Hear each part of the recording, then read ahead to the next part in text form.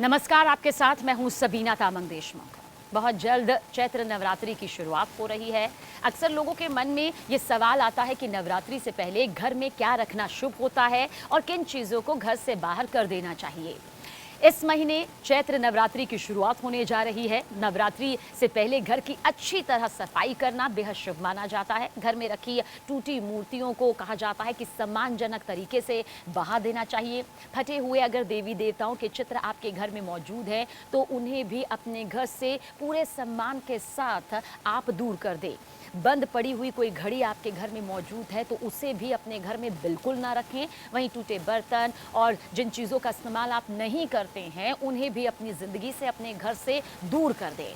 इससे घर में सकारात्मक ऊर्जा आती है और कहा जाता है कि जितनी भी नकारात्मकता है वो इन 9 दिनों में हमेशा के लिए दूर हो जाती है। माँ दुर्गा का आगमन मंगलमय माना जाता है। चैत्र माह की शुरुआत के साथ ही हिंदू नववर्ष के पावन वर्षों का ये सिलसिला भी शुरू हो चुका है।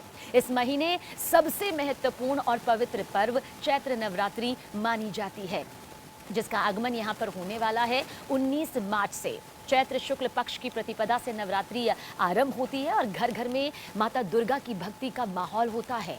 9 दिनों तक माँ दुर्गा के 9 स्वरूपों की विधि विधान से पूजा अर्चना की जाती है। श्रद्धालु व्रत रखते हैं, फल मिठाई प्रसाद अर्पित माता को करते हैं। मान्यता है कि सच्चे मन से की गई माता की आराधना से सभी मनोकामनाएं पूर्ण होती है और जीवन में सुख समृद्धि का भंडार लग जाता है।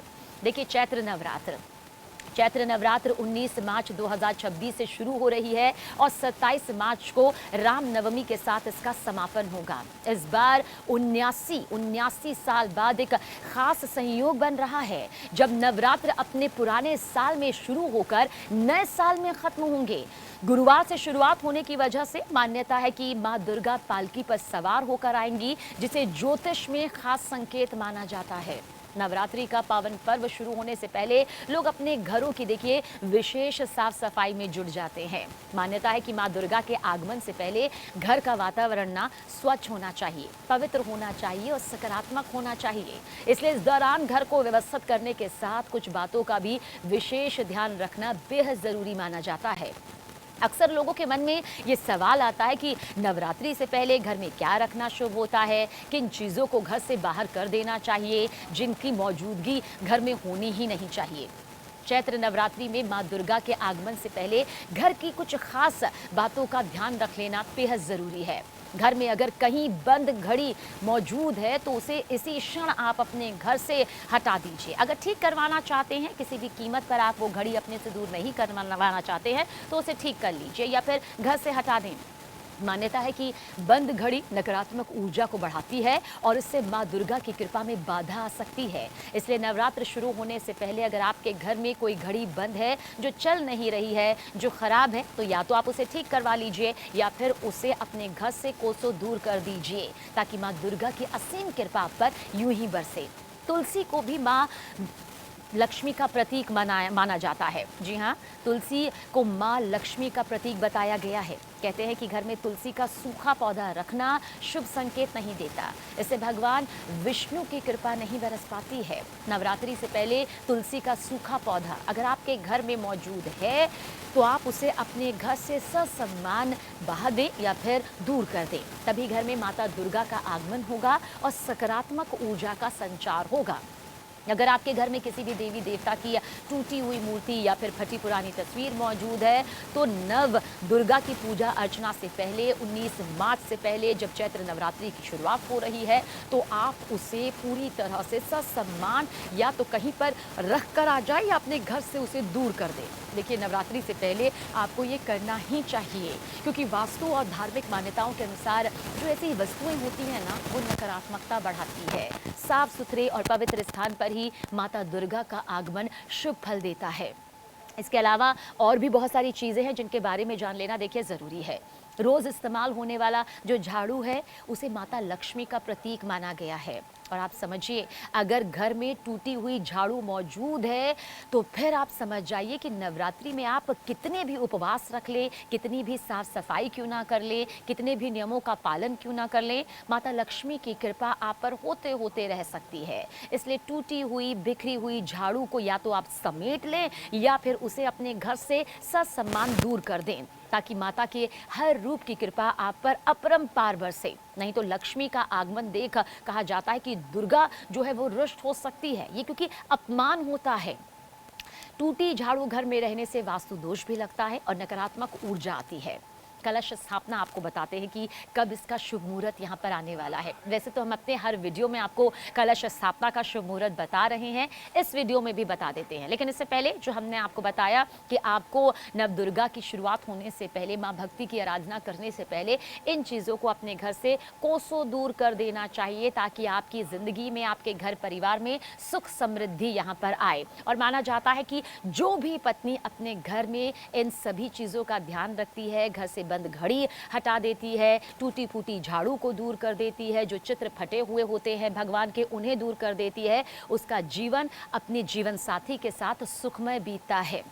और देखिए मुहूर्त क्या है, अब ये भी आपको बता देते हैं। तो कलश स्थापना का शुभ मुहूर्त कुछ इस तरह से है, जहां कलश स्थापना 19 मार्च 2026 यानी कि गुरुवार को सूर्योदय से लेकर रात तक की जा सकती है। लेकिन आपको बता दें कि शुभ चौगड़िया में कलश स्थापना अगर आपने की ना, तो ये बहुत अत्यंत शुभ फल देता है। सुबह 6:48 से लेकर सुबह 7:30 बजे तक का ये वक्त बेहद शुभ है। इसके अलावा सुबह 10:30 बजे से लेकर दोपहर 3 बजे तक का भी जो समय है वो बेहद शुभ बताया गया है। वहीं पर कलश स्थापना के लिए शाम 4:30 बजे से शाम 6 बजे तक का जो वक्त है वो श्रेष्ठ माना जाता है और बेहद शुभ फल प्रदायक रहेगा, ये ज्योतिषाचार्य कह रहे हैं। इस तरह से अभिजीत मुहूर्त में दिन में 11:38 से लेकर 12:26 तक चौघड़िया सहित कलश स्थापना के लिए सर्वश्रेष्ठ मुहूर्त यहाँ पर बताया गया है। नवरात्र की शुरुआत 19 मार्च से हो रही है, यानी कि गुरुवार से हो रही है। ऐसे में हर कोई जानना ये भी चाहता है कि माता का आगमन आखिर उनके किस वाहन से हो रहा है। तो माता का आगमन डोला यानी कि पालकी की सवारी पर होगा, जो कि अंतर्राष्ट्रीय और राष्ट्र के लिए बताया जाता है कि तनाव, अशांति, अराजकता, कष्ट, भय और रोग का संकेत मानी जाती है। देखिए ज्योतिषाचार्य कहते हैं कि इससे बहुत फर्क पड़ता है कि माता अपने किस वाहन पर सवार होकर आ रही है। आम जनमानस में सुख समानता के लिए देखिए हम चाहते हैं कि खूब प्रगति हो, शांति की किसी तरह की कोई कमी ना हो, कष्टों में किसी तरह का कोई की बढ़ोतरी ना हो, और उसके लिए माता की पूजा अर्चना भक्त पूरी श्रद्धा के साथ करते हैं। लेकिन क्योंकि माता डोला में पालकी में सवार होकर आ रही है, तो इसे शुभ संकेत के तौर पर नहीं देखा जाता। लेकिन इतना तय है कि माँ की भक्ति करके, दान पुण्य करके और माता को प्रसन्न अगर करना चाहते हैं तो अपने घर को स्वच्छ रखकर आप पूरी तरह से इस अनिष्ट को भी जो है वो सकारात्मक माहौल में बदल सकते हैं। इस प्रकार इस नवरात्र में माता का गमन यानी कि प्रस्थान शुक्रवार को होने के कारण हाथी पर होगा। अब इसका मतलब समझिए, माता का जो आगमन है वो डोला यानी कि पालकी में हो रहा है, जिसे ज्योतिषाचार्यों के हिसाब से शुभ संकेत नहीं माना जाता। लेकिन माता का प्रस्थान शुक्रवार को हो रहा है, वो भी हाथी पर होगा प्रस्थान। गज अर्थात हाथी पर माता के गमन से अच्छी बारिश और सुख समृद्धि की वृद्धि की स्थिति यहाँ पर उत्पन्न करने वाली होती है, जो कि बहुत ही शुभ संकेत देती है। यानी कि माता का जो गमन है वो कष्टों को दूर करने वाला होगा। तो सोचिए इस बार की नवरात्रि कितनी शुभ है।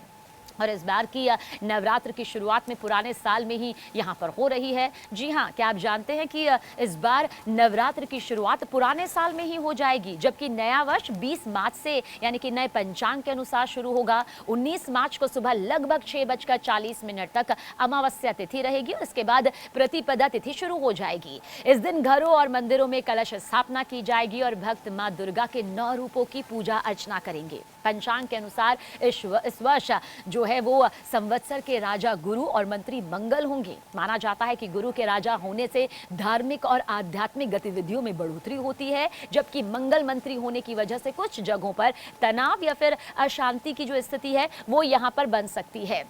अब आप देखिए कि इस साल चैत्र नवरात्रि का पावन पर्व 19 मार्च गुरुवार से शुरू होकर 27 मार्च शुक्रवार तक मनाया जाएगा। इस साल चैत्र नवरात्रि के पहले दिन 19 मार्च को मां शैलपुत्री की पूजा अर्चना के साथ कलश की स्थापना होगी। चैत्र नवरात्रि का समापन 27 मार्च को नवमी तिथि पर मां सिद्धिदात्री की पूजा अर्चना के साथ होगा। इसी दिन रामनवमी भी मनाई जाएगी। चैत्र नवरात्रि के दौरान इन 9 दिनों तक माता के 9 स्वरूपों की भव्य पूजा अर्चना भक्त अपनी क्षमता के अनुसार करेंगे।